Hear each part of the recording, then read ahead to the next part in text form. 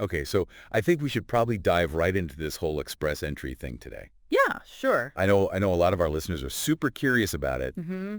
I mean, who wouldn't want to try to, move to Canada, right? Right. Yeah, of course. And we're really lucky to have you here with us today, someone who really knows the system inside and out. So Yeah, I think I can speak to it a little bit. Yeah. awesome. So let's start super basic, okay? Okay. What exactly is express entry? Yeah.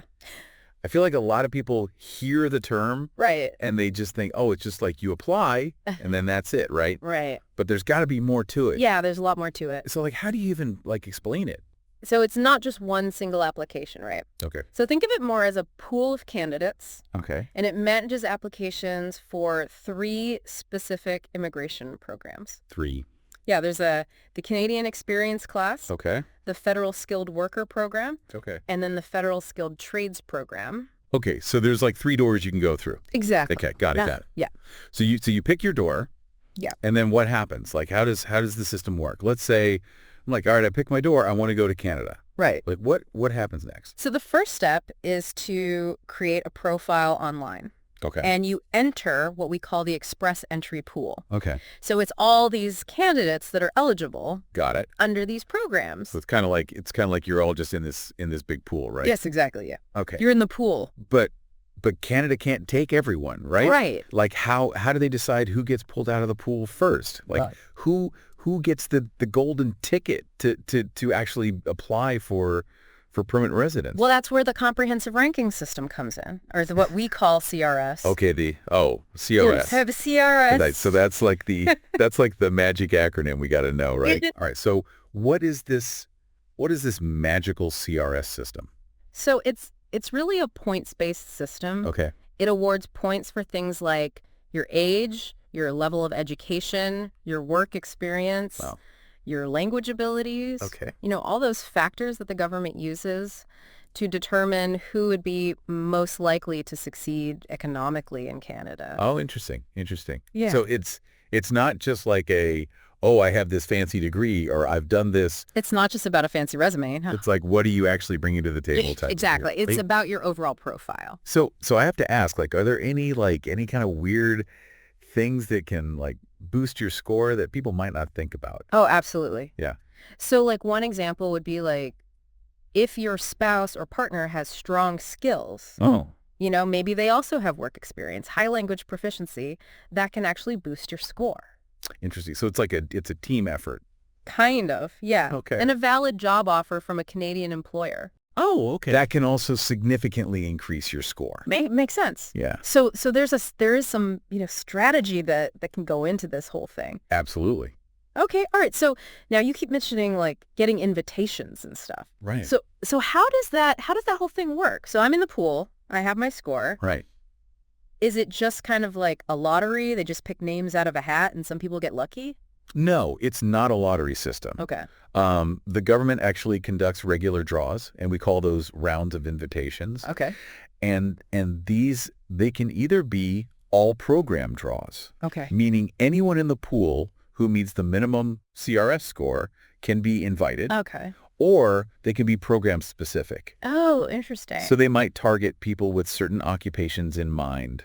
Okay, so they might say, "Oh, we really need nurses right now." Exactly. Because nurses, we're gonna dip into the pool and try and get some nurses. That's exactly how it works. Yeah. Okay. So it's not just like a free for all. No. All right. So let's say I'm in the pool. I'm waiting with bated breath. I have my fingers crossed, my toes crossed, everything's crossed. Mm-hmm. But I don't get picked right away. Right. What happens then? So your profile will stay in the pool for up to 1 year. Okay. And during that time, you can work to improve your CRS score. Oh, okay. Interesting. So maybe you can retake a language test if you think you can do better. Okay. Or gain more work experience. Okay. So you can try and, boost your chances while you're waiting. Exactly. Yeah. Okay. That's good to know. That's good to know. All right. So let's say I'm, one of the lucky ones. I get the invitation right. Mm-hmm. What happens next? What do I actually have to do? So now you have 60 days to submit a complete application for permanent residence. 60 days. 60 days. Okay. And this is where all those documents we talked about earlier, they become super important. Oh, yeah, the language tests. Right. You'll need your language test results, educational credentials, proof of funds, police certificates, the whole 9 yards. Yeah, that's a lot of paperwork, huh? It is. It's a lot. Do you find that people, like, kind of underestimate how much they actually need to do? Oh, absolutely. Yeah. Yeah, sometimes people kind of rush into starting the profile and they Yeah. don't have everything together, Yeah. and that can actually lead to delays or even rejections. Oh, wow. So it's like really important to be prepared. Being prepared is key. Okay, okay, all right. So, let's say, I got all my ducks in a row. Okay. The application's in. Right. I'm waiting. I'm biting my nails again. Right. What happens? What happens while I'm waiting? So you'll need to provide biometrics like fingerprints, Okay. and then your application will undergo a pretty thorough review process. Okay. Yeah. So they actually go through everything with a fine-tooth comb. Yes, exactly. Okay. You can actually track the status of your application online. Oh, okay. That's So you can kind of see where it is in the process. So I'm refreshing the page every 5 seconds. Yeah, exactly. So, Yeah. Come on. Where is it? Mm-hmm. All right. So then, what's the moment of truth? Like, what happens when someone gets approved? Well, congratulations are definitely in order at that point. Ooh.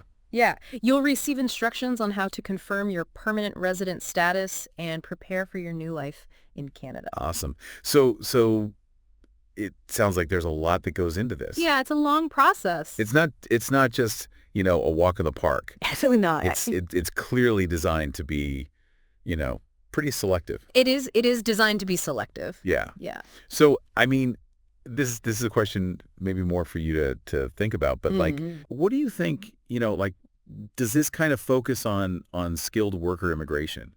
Do you think that kind of shapes Canada's demographics and economy? Like how do you think that plays into the bigger picture?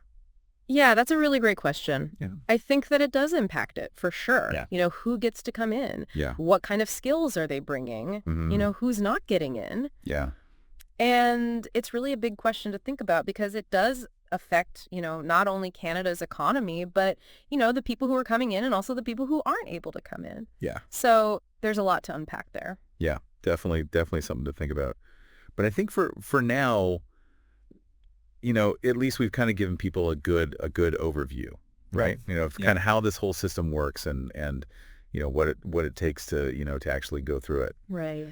Right. So yeah, and if people want to learn more, we'll put some extra resources in the show notes as always. So yeah, so thanks again for coming on. This has been really, really insightful. Well, it's been my pleasure. Yeah. Yeah. And until next time, folks, keep on diving into the world of knowledge and all that good stuff. Exactly. Okay, see ya. See ya.